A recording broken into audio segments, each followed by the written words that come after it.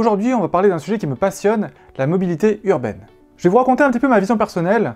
Pourquoi est-ce que j'ai remplacé ma voiture par un skate électrique? On s'interrogera bien sûr aussi sur les personnes qui ne peuvent pas se passer d'une voiture, ne serait-ce que pour aller travailler par exemple. Et on verra ensemble aussi quelques solutions qui existent à l'étranger et qui peuvent vraiment nous faciliter la vie, si elles étaient exploitées en France. Enfin, on s'intéressera un petit peu à ce qui peut se passer dans le futur et comment est-ce que nos villes peuvent devenir un peu plus intelligentes. Bien sûr, tout ceci, et c'est là que je trouve ça vraiment hyper intéressant, c'est que toutes ces optimisations-là qu'on va pouvoir faire, ça va impliquer quand même beaucoup de technologie. Et donc j'ai vraiment envie d'échanger avec vous sur l'incidence que ça peut avoir sur nos quotidiens, mais aussi sur notre vie privée. Et donc plus que jamais, les commentaires sont vraiment ouverts pour qu'on puisse débattre ensemble.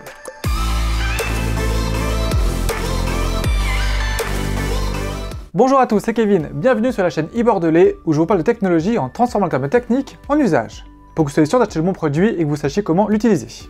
N'oubliez pas, il y a au moins une vidéo par semaine sur la chaîne, donc pensez bien à vous abonner.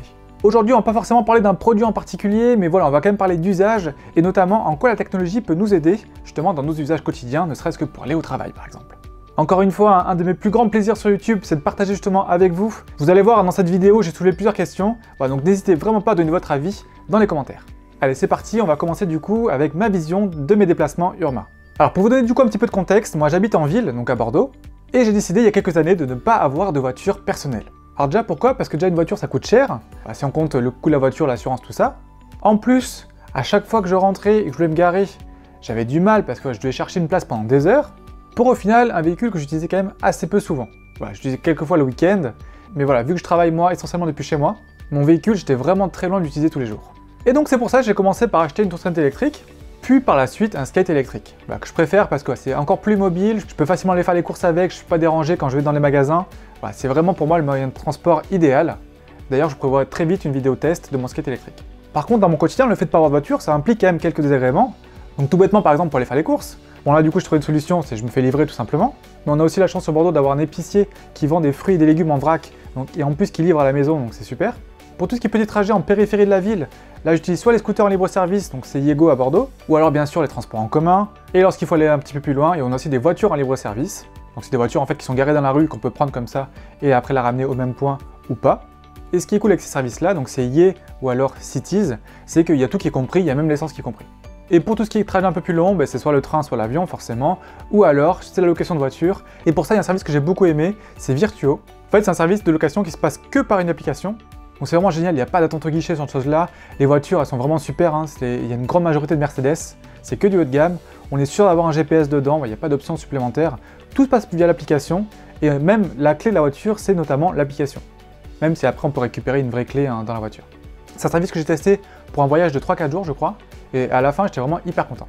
Et donc au final la voiture me manque assez peu. J'ai vraiment économisé en argent parce qu'au final la voiture j'utilise que 2-3 fois par mois. Et donc ces petites locations que je peux faire, ça me revient moins cher qu'une voiture à l'année. J'ai toujours un véhicule récent avec toutes les options qui vont bien. Forcément je pollue moins, parce qu'avec mon skate ça pollue beaucoup moins qu'avec une voiture. Et surtout j'ai aucun frais surprise, j'ai pas une réparation à faire ou un truc comme ça. Mais le problème c'est que pour la majorité des gens, avoir une voiture c'est indispensable. Et là on va venir à ma deuxième partie, qu'est-ce que ça implique d'avoir une voiture en ville? Je vous l'ai déjà dit, mais malheureusement dès qu'on arrive en voiture en ville, là ça devient un petit peu l'horreur. Déjà il y a des bouchons partout. Je les vois quand je suis sur mon skate, quand je passe au milieu des voitures, tout le monde a l'air dépité d'être dans les bouchons. Donc ça malheureusement c'est vraiment une réalité dans la ville. Il y a tout le temps des bouchons. Et donc trouver un itinéraire sans bouchons, ça relève vraiment du miracle, ou alors il faut vraiment venir en pleine nuit. Deuxième problème que j'ai trouvé, que j'ai vraiment subi moi ici à Bordeaux, c'est de trouver une place. Dès que tu arrives après 18 h, c'est mort. Et en plus le stationnement est payant dans quasiment toute la ville. Et en fonction des heures en plus, il y a des quartiers à éviter. Donc typiquement, je sais pas, une école. On sait que le matin autour de 9 h et l'après-midi autour de 4 h 30, il faut vraiment mieux éviter ces zones parce que c'est archi bouché. Et autre truc aussi qu'on pourrait peut-être éviter, parce que c'est le même circuit, ça peut être aussi les rotations des camions poubelles. Voilà, on sait très bien qu'en ville, lorsqu'on tombe derrière un camion poubelle, on est dégoûté. Là, il y a peut-être quelque chose aussi à faire. Et là, on en vient à ma troisième partie, c'est-à-dire comment est-ce qu'une ville peut devenir un peu plus intelligente, dans le but de nous faciliter la vie. Alors pour ça, forcément, il faudrait la connecter. Il faudrait que la ville puisse savoir, en temps réel, où est-ce qu'il y a des bouchons, quelles zones sont évitées. Anticiper aussi, par exemple, pour les zones scolaires, il faut savoir qu'on sait très bien qu'autour de cette heure-là, autour de cette heure-là, il vaut mieux éviter ces zones. Et donc du coup, envoyer les voitures vers des flux différents. Et pourquoi pas me dire, là t'es dans les bouchons, mais par contre, si tu finis ton trajet en bus, je te propose de t'arrêter ici, à côté de la ligne de bus Intel, tu prends le bus de là à là, tu irais beaucoup plus vite. Là, ça peut peut-être aussi me motiver à prendre plus les transports en commun et moins ma voiture. Et tout ça, c'est pas dans le futur, parce que c'est un service qui existe déjà, ou du moins qui est en cours de développement, et ça se passe en Corée du Sud. C'est une application qui s'appelle Smart Parking. Et c'est donc cette application qui sponsorise cette vidéo, donc un grand merci à eux. C'est une application qui est déployée dans la ville de Seongnam, donc en Corée du Sud.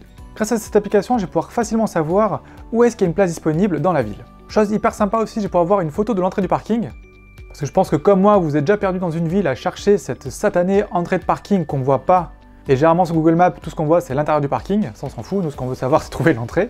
Chose super sympa aussi que j'ai abordée du coup un petit peu avant dans la vidéo, c'est qu'elle est connectée au réseau des transports urbains de la ville. Ça va lui permettre de nous proposer justement une place de parking disponible près d'une ligne de transport qui pourrait nous faire arriver à notre point de destination plus vite qu'en prenant ma voiture et donc en prenant tout le trafic. Donc ça c'est un double impact, à la fois ça me fait gagner du temps et bien sûr ça économise aussi de la pollution. Donc ça c'est déjà en place, et par-dessus ça, l'application est en train de développer aussi un service qui va cartographier les zones où il y a des écoles. Là aussi, il y a plusieurs buts à cette cartographie-là.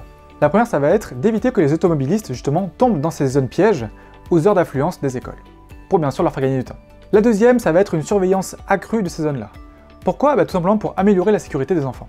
On va pouvoir donc analyser les vitesses de passage des voitures, le nombre de voitures qui passent, pour si besoin faire des aménagements urbains pour améliorer la sécurité des enfants. Dites-moi en commentaire si ce genre de service pourrait vous intéresser, sachant que c'est entièrement gratuit. Et donc là, on va commencer à parler un petit peu de la technologie qu'il peut y avoir derrière tout ça. Par exemple, pour pouvoir analyser justement les zones autour des écoles, il va falloir connecter au maximum toutes ces zones-là. Donc ça va être par exemple avec des caméras qui vont pouvoir filmer du coup le trafic qui passe, mais pourquoi pas aussi en connectant les voitures, les feux de signalisation, les panneaux ou encore les parkings. Ce qui veut dire mettre une puce dans chacun de ces éléments. Et bien sûr, après derrière, il faut une grosse architecture réseau qui va pouvoir recueillir toutes ces données-là et les analyser pour ensuite prendre les décisions qui s'imposent. Ça va être par exemple de réguler en temps réel les feux pour pouvoir fluidifier le trafic. Ça peut être aussi éviter que les voitures passent dans les zones près des écoles à des heures prédéfinies. Et donc il faut que cette collecte, cette analyse et ce traitement des données pour en prendre une décision soit vraiment fait en temps réel. Et tout ça, c'est ce qu'on appelle l'Internet des objets. Ça s'appelle IoT en anglais. Et donc pour ça, il va falloir une importante structure réseau. Et pourquoi est-ce qu'on en parle de plus en plus maintenant? Simplement parce qu'on est en train de déployer la 5G. Et notamment, c'est grâce à la 5G que ce genre d'usage sera possible. Parce qu'en fait, la 3G ou la 4G n'était pas du tout capable d'encaisser autant de données en si peu de temps. Et là, du coup, on en vient à ma dernière partie. On l'a vu, la recherche avance sur ce sujet-là. Les technologies et le réseau sont maintenant capables de pouvoir encaisser ce flux de données-là. Maintenant, il ne reste plus que nous, au final. Est-ce qu'on est prêt, du coup, à avoir cette technologie ou pas? Parce que forcément, tous ces usages-là, c'est génial. Franchement, ça va vraiment nous faciliter la vie et nous faire gagner un temps fou. Mais du coup, ça implique aussi une puce un petit peu partout dans chaque objet. Et là où il va falloir faire attention, c'est forcément à la sécurisation des données privées. Et donc c'est là que j'attends vraiment vos retours. Voilà, qu'est-ce que vous pensez de tout ça? Je trouve le sujet qui est vraiment hyper intéressant. Voilà, d'un côté on a le gain de temps, l'optimisation, voilà, dans les moyens de transport c'est hyper intéressant. Et de l'autre on a un autre sujet qui m'intéresse énormément, c'est tout ce qui est protection de la vie privée et comment est-ce que je reste maître de mes données. Donc du coup on se retrouve tout de suite en commentaire pour en débattre. Profitez-en aussi pour me dire si ce genre de vidéo vous a plu. Là du coup on le fait dans le cadre d'une vidéo sponsorisée. Et voilà, je pense que vous l'avez vu, c'est vraiment un sujet qui m'intéresse beaucoup. Donc si ce genre de vidéo vous plaît, on en refera avec grand plaisir. N'oubliez pas de lâcher le petit pouce bleu et de vous abonner, ça motive vraiment. Et nous on se retrouve dès dimanche en vidéo.